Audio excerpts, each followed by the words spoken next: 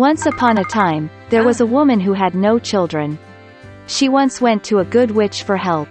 The woman said she was dreaming of a child. The sorceress gave her a seed and ordered to plant it in a flower pot. The woman was very happy, thanked the old woman, and went home. At home, she planted a seed, watered it, and began to wait patiently. Soon a large wonderful flower, like a tulip, grew in the pot. When its petals opened, there was a tiny girl inside. She was very small, no more than an inch.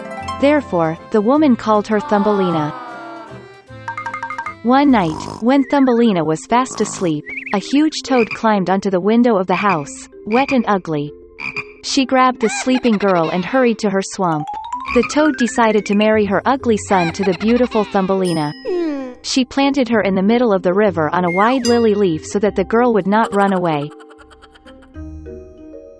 In the morning, Thumbelina woke up, and realized that she was not at home, but there was water around her. When the girl realized what a terrible fate awaited her, she wept bitterly.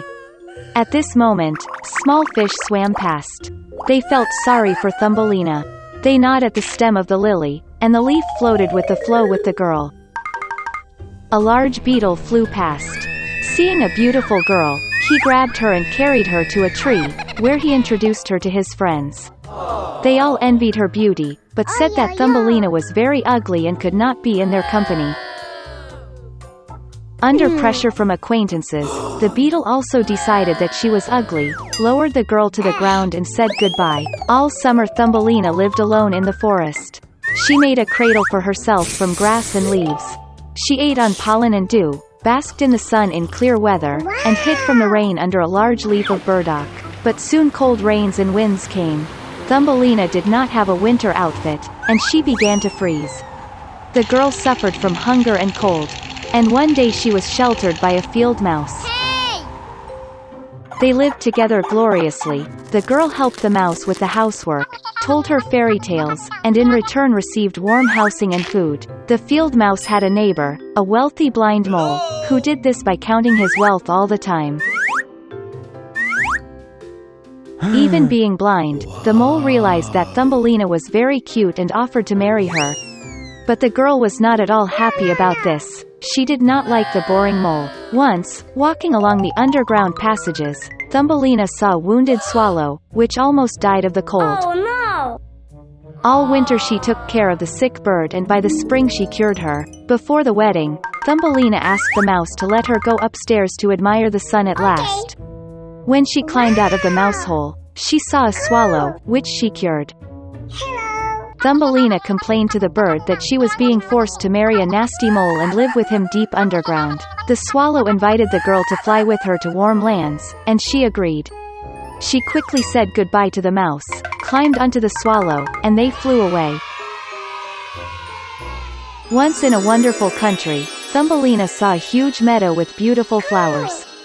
She chose the most beautiful flower for herself to live in. Suddenly, she saw in the flower the same little man as she, only with wings. It was the king of the elves. And an elf lived in every flower. The beautiful elf has never seen a girl as small as himself, and even so beautiful.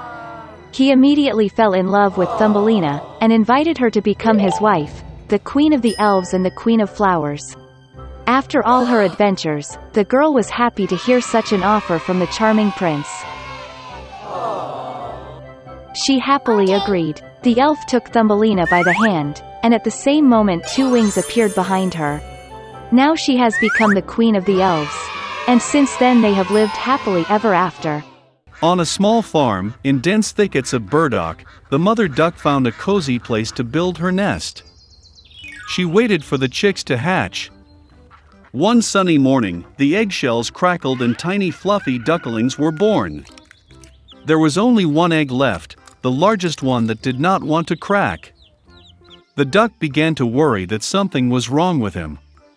She sat down on the egg again and decided to wait a little longer. The duck mom gave all the heat she could. She thought that this chick must be the most beautiful since she has been incubating him for so long. Soon a chick hatched from the last egg, but it did not look like the rest of the ducklings at all. It was much larger, and its feathers were gray. The duck mom was upset to see such an ugly son. But she hoped that someday he would become like his fellows. The rest of the ducklings laughed at him. They considered him disgusting and did not want to play with him. The next morning, the mother duck went with her children to the lake. To her surprise, the ugly duckling swam as well as others. The duck then brought her little ones to the poultry yard to introduce them to society. She told the ducklings about the rules of behavior with local inhabitants.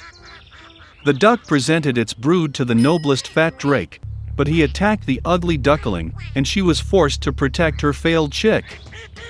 Fat Drake ordered to drive the freak out of the yard. Mother assured that he would grow up and become like other ducklings. Unable to withstand the bullying and humiliation, the ugly duckling left the poultry yard. In search of a safer place, he came across a beautiful lake, on which there was no one. And the duckling decided to stay here to live. Time has passed. Despite his loneliness, the ugly duckling was happy that no one offends him. And then one day, a beautiful white bird with a long neck flew to his lake. The ugly duckling did not know what kind of bird it was, but he looked at it with admiration. He loved her with all his heart. How a duckling would like to be like this lovely white bird. Winter came and it started snowing. The ugly duckling saw white snow for the first time. He was delighted with this sight. But due to the fact that the winter was very snowy, it was very difficult for the duckling to find food. He had to walk around the neighborhood in search of food. He was cold and tired. So the ugly duckling got to the farmer's house. When the peasant saw a thin and unhappy chick, he felt sorry for him. The farmer decided that he would keep the duckling with him until he was fattened and matured. Spring has come. The owner took good care of the chick, and he grew up a lot. The duckling already needed a lot of space, and the farmer decided to release him to the lake. Standing on the shore of the lake, the ugly duckling looked at his reflection in the water. And he could not believe his eyes. He could not recognize himself, and thought that there was someone else behind him. And then the duckling realized that the wonderful bird in the reflection is himself. To celebrate, he thrashed and swam all over the lake from edge to edge. And suddenly he saw the same beautiful white bird with a long neck, which he had seen once before. The ugly duckling decided to swim closer to her. But the beautiful bird was not frightened, but on the contrary she smiled and winked, and together they swam across the lake. The ugly duckling couldn't believe his happiness. Passing by, a fat drake on the shore of the lake said that he had never seen such a beautiful young swan in his life. What was his surprise when he found out that the ugly duckling that he once drove from the poultry yard was a beautiful swan. It turns out that the ugly duckling was a swan from the very beginning. An egg accidentally fell into a duck's nest.